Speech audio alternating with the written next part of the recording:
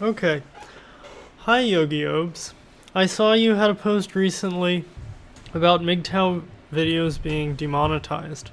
I've listened to some of your work before. I've seen that you've become vaguely interested in MGTOW. And so I thought you might want some advice because I think there are some things that you're missing. First of all, I went back and I tried to figure out what you thought MGTOW was. And so I went back to the video, I'm a 17-year-old virgin and girls don't like me. Should I go MGTOW? In this video, you seemed to get your definition, your understanding of what MGTOW was, from the commenters on your videos. Now you, yogi0abs, or yogi0abs, I'm going to call you Yogi if you don't mind, just for simplicity. Whatever your name is, Mr. Yogi. Your channel was a pickup artist channel until recently. That's my understanding of your channel. Correct me if I'm wrong. The people hanging out on your channel are mostly pickup artists. MGTOW prefer not to pay for sex, or if they do pay for sex, they'll pay for it generally with money. Pickup artists will pay for sex with their time and think they're getting some great deal. That's what the whole game thing is. If you haven't noticed, you're paying for sex with your time. It's two different groups. Now, the men who thought the most deeply about MGTOW were the content producers who have largely left the platform at this point. And in the image I'm going to use for this video, I'm going to give you some of their names. If you want to go back and see the ones that I thought were the best, you should head over to my video, a couple videos back, where I've got a magnet link to Spetsnatz's library, or as many of his videos as I downloaded before he got his channel taken down. I strongly suggest you check it out. I think it's great. I think it'll give you a better understanding of MGTOW. Without further ado, I'm going to read through your post about MGTOW being demonetized, and I'm just going to read through the script that I wrote. I mean you no harm, Mr. Yogi. It's just that I don't think you really understand what you're talking about when it comes to MGTOW. So, without further ado, recently, as in a week ago, almost all MGTOW videos were demonetized. It's a push to get rid of the men's movement on YouTube. Right there, right out of the gate, Mr. Yogi. MGTOW is different from the men's movement. The men's movement is about changing the system. MGTOW, in general, accept that the system is broken and that it's broken in such a way that it cannot be fixed in any meaningful way for the most part. There are some MGTOW who still get involved in men's rights. God bless them. I and other MGTOW wish those men the absolute best of luck. But MGTOW is not the men's movement. The men's movement is not MGTOW. Moving on. Certainly there may have been some more innocuous reasons. In this brief rant, I will share the strategies other channels have come up with to survive. I also include ideas that seem obvious to me. Anyone who's learning about business will benefit from this. You talk about your newsletter. 1, you think a new industry should be made. A new industry must be brought together that caters to men. Not men and women, just men. I like where you're going with this. These companies must agree with men's issues as well. This would allow for the following 3 sources of revenue: advertisements, affiliate marketing, and sponsorships. Technically those are separate, but they're all really the same thing of hawking a product from this industry. Whatever. So you talk about how you could try to put these together. This isn't easy to do. YouTubers who've made a living relied on random advertisers. The advertisement wasn't good. I understand why it's appealing to, this is my commentary at this point. I understand why it's appealing to think that we could create small industries and they could cater to men and they could advertise for us. And there are people who have done that, but it's hard to say how much that can really move the needle. If there's, you mentioned the alt-right as in your post as an example. Well, the alt-right and their experiences on social media and their experiences trying to set up private institutions have shown that big capital, big finance, is strong enough to destroy little companies if they start to threaten the power structure. So this is not really a solution. I don't want to get too much into the free speech stuff right now, but in the long run, we need an Internet Bill of Rights. Moving on. Part of my goal is to make men's rights, quote unquote, trendy by making it accessible to people and not being too over the top with my red pills. I think slowly women will find value in the message being promoted, as long as it's delivered in a way that they can resonate with. Too much logic does not resonate, as it will cause them to get defensive. My commentary, this is a mistake. I'll cover this in a separate video because I have an essay that I'll just read to you. It should clear things up pretty quickly, but you're not going to get a bunch of women coming to your channel to listen to you talk about red pills unless you dilute it to the point, your red pills are diluted to the point where they are meaningless. Moving on. 2. Products. Like any business, products, digital or physical, are an essential part. Personally, I love writing, but I also love offensive shirts and merchandise. You should expect a book from me next year. That much is certain. Mr. Yogi. When writing a book, one normally starts by reading all the work that has already been done on the topic covered. You have not done this. I can tell by the way you're writing. I can tell by the fact that you don't even know the difference between MGTOW and the men's movement, or that there is a difference. It's clear from how you're writing this. I'll cover this more below, but really, as an author, it's traditional that you read everything about a topic before you try to add something, because worst case scenario, you end up selling a book where you don't say anything new, and you've just wasted your audience's time and money, and you don't even know that you've wasted their money. So I think you should do some more reading.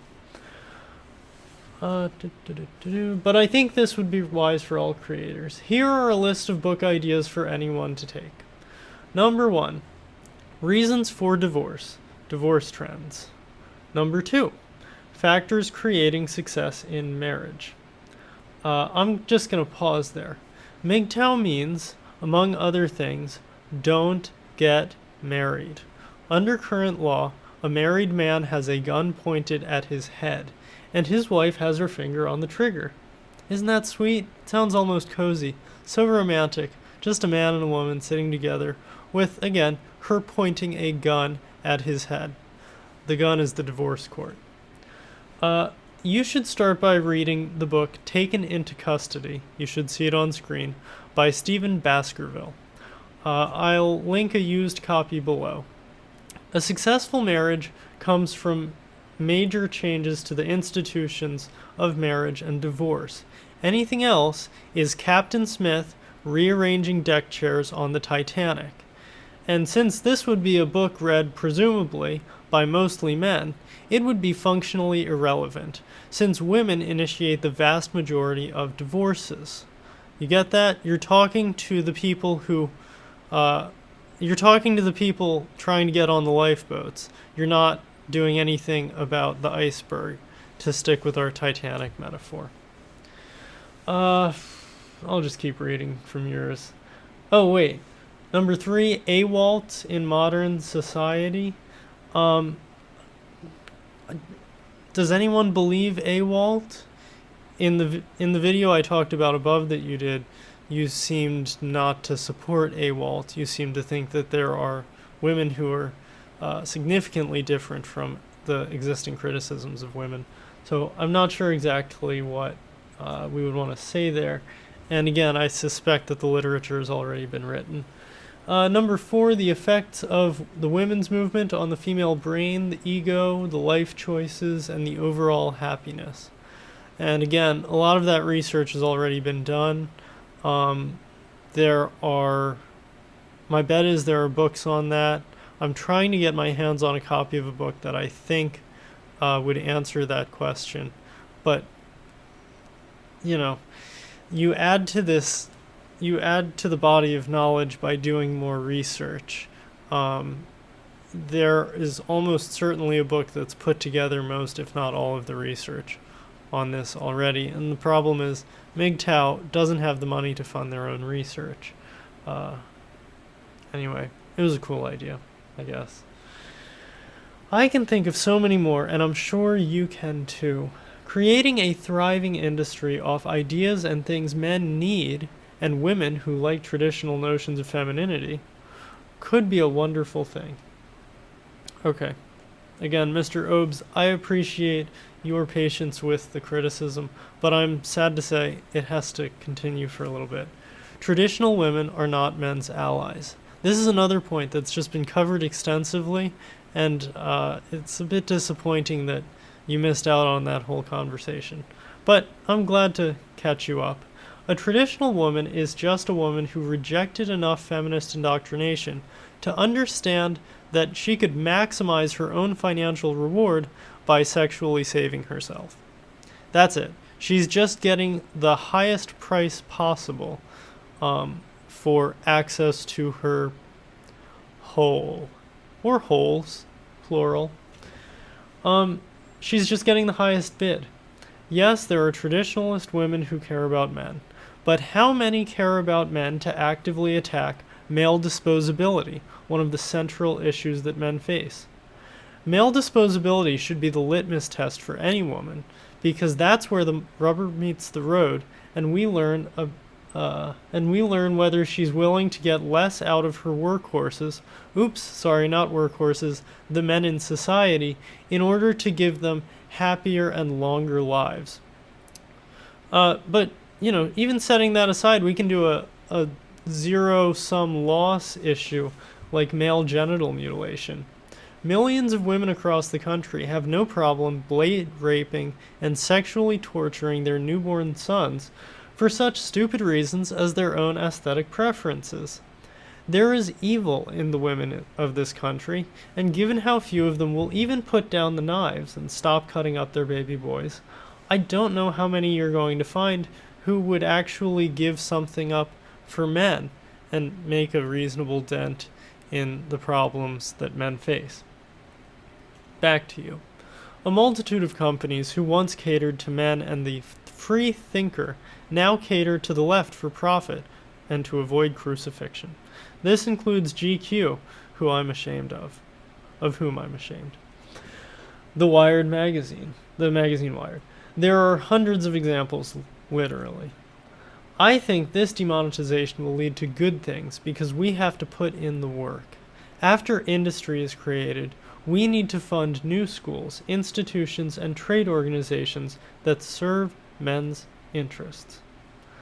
In this process, it will be cool to be a man again. You don't think it's cool to be a man right now? I'm a man. I love being a man. Have you ever stood up and peed? If you have, you've experienced one of the greatest persisting male privileges. I love standing up to pee. Anyway, feminists will realize they were happier being feminine, and younger girls won't want to be feminist anymore. Pretty utopian right now, but I don't see how much longer feminism can last. Back to me. I know it's trendy right now to talk about institution building, but you're advocating things far too large for yourself to tackle. I strongly recommend that you start by learning more about the things you're discussing.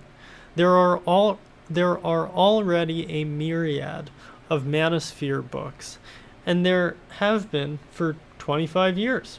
starting with Warren Farrell's The Myth of Male Power. But you could even go further back. You could go back to Esther Villar's The Manipulated Man, which I believe came out in the 70s. Or you could go back farther than that to Otto Weininger's Sex and Character from 1903. There has been pro-male, anti-feminist writing for as long as there has been feminism and a push for women's suffrage. One of the reasons the pro-male movement goes nowhere is that everyone tries to reinvent the wheel when they first get involved. Like, let's look at you. You're talking about writing a book. If your book is going to be read, it may take you 500, 1,000, or even 10,000 hours. And for every hour you sink into background research, it will turn out better. But if you're reproducing, essentially, a book that's already been written, you're wasting your time. You would do better to learn more about the men's rights movement and just, get involved, help them. Big organizations are, I don't know, look up, I think it's Harry Crouch. They were covered in the film The Red Pill. National Coalition for Men, that's the one. I would look into them. I would look into some others. If your book, and I know you haven't read the literature. I can see it in how you're writing about this. My contention is that the key books have already been written, and you just don't know them because they're obscure and because you're new. Anyway, I've ragged on you a lot. Thanks for listening. I hope you made it to the end. If you did, I have a reward for you. It's a suggestion, which you may file in the circular filing cabinet or the waste bin, or you can take it to heart. Since the pro-male literature largely already exists, I think you should pick some books that cover information that's new to you, read them, and do chapter reviews for your audience, so that you're advertising books we should all read that will promote male understanding of this world. You're getting other people caught up, and you're familiarizing yourself with, again, the existing literature. If I were you, I'd start with The Manipulated Man, because Esther Villar pulls no punches, and because your audience will enjoy it. It's a really fun read. If you're not interested in that, it's fine. I was planning on actually reading the entire book into my YouTube channel in order to create some sort of audiobook. Next, to get you caught up on men's rights, I'd read Men on Strike by Helen Smith. Helen Smith basically covers the reasons why men are going their own way, and if you choose to do something besides just going your own way, some of the ways that you could get involved to push men's issues to the fore. That's the last chapter of her book. Finally, I would finish it off by getting an understanding of the divorce system by watching a documentary called Divorce Corps, or by reading a book called Taken into Custody by Stephen Baskerville. Again, you seem to have this idea that if you man up and hold frame. What was it you had in your video? You said that marriages fail if you're not well-rounded. So if you're well-rounded, your wife doesn't divorce you. I think you should go back to the drawing board on that. Anyway, Stephen Baskerville, Taken into Custody. It'll give you a real clear understanding of what it is that men face. But I don't know if you'll actually read it. So, brief summary. There are financial incentives on the book for the state to create divorces, to incentivize women to get divorced. And so women have a reason to divorce. When they pull their husband is the rip-off tag on their mattress. When they pull their husband and rip him out of their family, they get a big cash payout for removing their husband from their family. And the state gets a payout too, and the state gets to employ all sorts of agents of the court in the name of making it a smoother transition to a state of divorce. Given that women are deliberately incentivized to remove fathers from the home, I mean, if you're well-rounded, really? This is just silly. I think you can do better, Mr. Obes, and that's why I've made this video. Good night.